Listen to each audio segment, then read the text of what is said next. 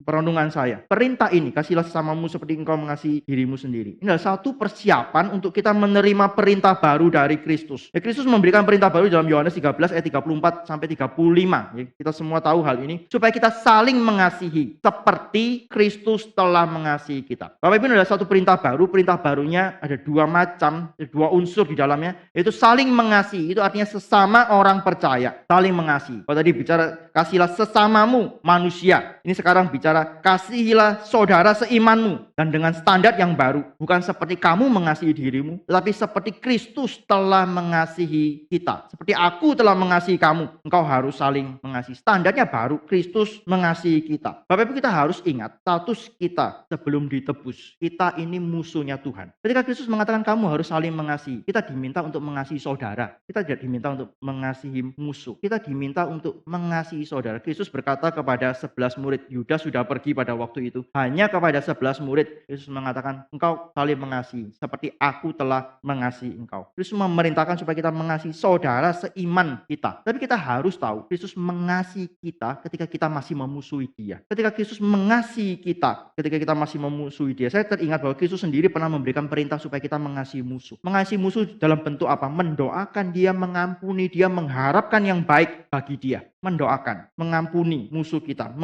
mengharapkan yang baik bagi orang yang memusuhi kita. Itu adalah perintah Kristus untuk kita mengasihi musuh. Tapi saya tidak menemukan di dalam kitab suci, setahu saya, kalau Bapak Ibu ada yang menemukan tolong kasih tahu saya. Kristus tidak pernah memerintahkan supaya kita mengasihi musuh dengan standar Kristus mengasihi kita. Seperti aku mengasihi kamu, kasihilah musuhmu. Saya nggak ketemu Bapak Ibu. Kalau Bapak Ibu nemu tolong kasih tahu saya ya. Kristus tidak memberikan perintah yang demikian. Kristus tidak memerintahkan kita untuk mengasihi musuh kita seperti Kristus telah mengasihi kita. Tapi perhatikan, Kristus mati bagi kita ketika kita masih musuh. Kenapa saya mengatakan hal ini? Bapak Ibu, kita harus tahu satu hal. Kalau kita adalah musuh Kristus, kita memusuhi Kristus sebelum kita ditebus. Tapi Kristus rela mati menebus kita. Maka perhatikan, kita mendapatkan kasih yang lebih besar dari Tuhan. Dan kasih itu menjadi dasar bagi kita untuk kita mengasihi saudara seiman kita, untuk kita mengasihi sesama kita. Perintah Kristus kepada kita tidak lebih berat dari apa yang dilakukan oleh Kristus sendiri. Kristus memerintahkan kita untuk mengasihi saudara, bukan mengasihi musuh. Mengasihi saudara seperti Kristus mengasihi kita. Tapi Kristus sudah mengasihi kita ketika kita masih musuh. Kita mendapatkan kasih Kristus yang lebih besar, dan kemudian baru kita diperintahkan untuk mengasihi sesama kita, untuk mengasihi saudara-saudara kita. Maka Bapak Ibu,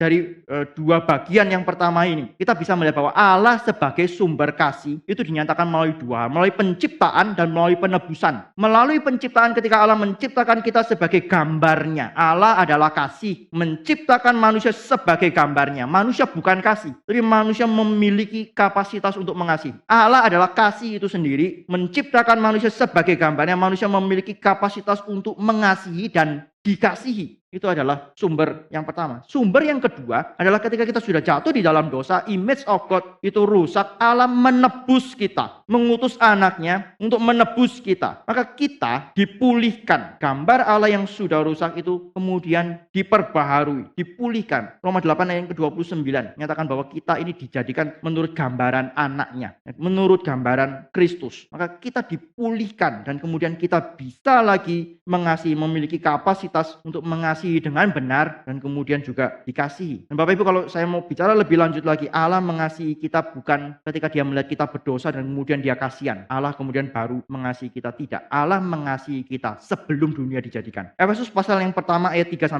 Mari kita lihat sebentar bagian ini. Saya bacakan. Terpujilah Allah dan Bapa Tuhan kita Yesus Kristus, yang dalam Kristus telah mengaruniakan kepada kita segala berkat rohani di dalam surga. Sebab di dalam Dia, di dalam Kristus, Allah telah memilih kita sebelum dunia dijadikan, supaya kita kudus dan tak bercacat di hadapannya. Dalam kasih, Ia telah menentukan kita dari semula oleh Yesus Kristus untuk menjadi anak-anaknya sesuai dengan kerelaan kehendaknya. Kasih Allah kepada kita itu adalah kasih yang kekal. Kasih Allah kepada kita adalah sebelum dunia dijadikan, sebelum kita ada, sebelum kita jatuh di dalam dosa, sebelum kita melawan Dia, sebelum kita menjadi musuh Dia. Bapak Ibu coba pikirkan, kalau kita di posisinya Tuhan, nggak pernah mungkin sih ya. Tapi Bapak Ibu kalau tahu ada seseorang yang kemudian Bapak Ibu tahu akan mengkhianati kita, saya mau tanya, apakah kita akan tetap mengasihi dia atau tidak? tidak? Atau kita mulai jaga jarak? Atau kita mulai menghindari dia? Gitu. Atau kita akan mulai, mungkinkah kita bisa tetap mengasihi orang yang kita tahu akan mengkhianati kita, akan menusuk kita dari belakang. Tapi itu yang dilakukan oleh Allah. Allah itu sebelum menciptakan segala sesuatu, Tuhan itu sudah menetapkan di dalam dirinya, dia mengasihi kita. Dia mengasihi umat pilihan. Dan sekalipun kemudian orang itu, manusia itu, kita berdosa melawan dia, Allah tetap mengasihi kita. Inilah satu kasih yang